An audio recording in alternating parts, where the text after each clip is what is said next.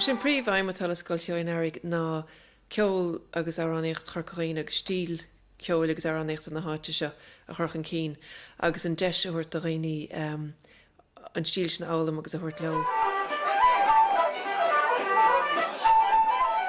Agus tá mar anna bheag ar fad 8 mbliana ó hin just le roinnt ranganna ar cúpla uirlis ach inis 8 mbliana níos sin tá thart ar 5 rang agus ceart an extra siúl in san thuirla sé ar fad.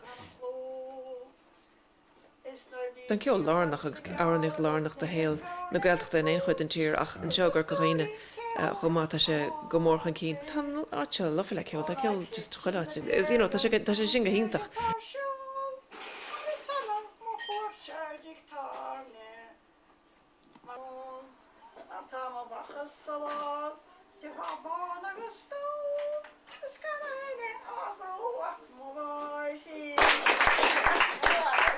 Bhí seaní as ag an Scrogall Cheoil gur tháinig an nerd sin ceoltarí amach ag tinál na agus gur fúna ar bheith sinnimt an méid bhí peachas osach nó a good party pieces hain. Bhí ná lán le ceoltarí ón na cuties beag a bíideach a cuppa bliain díos go dtí na déagóirí agus beidir bheith ní sinne.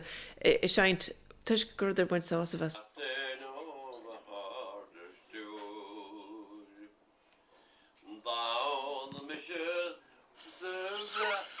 Agus tá bhaile gan háachtacht Scrogall Cheoil Earraigh. Mar támuid san gáilteacht agus tagan annach chu daine. Tagan daine ó thar lear bhíon daine ón Danmark ón rank ón Mhéaracha ó tas go fud na háites an rang na chuma ach ghlachann siad leis tásacha gur muid géirí ar níochlaíon a chuir daine Chiarraí agus ní bhíon an aibann sin. Bhíon baile lán, bhí daine chu rá ó tíos ní bhíon an fearcáil ar múltín. Seir cé chluisteach le héad riomh ó chean cean na bliana. So anra a sé agus má tá daine tugann téircíos agus mátá si de ceannach ruí sa siopaíáú agus a ggéas na bíalana. Sure, ní chuige sin na táid put anra a sé.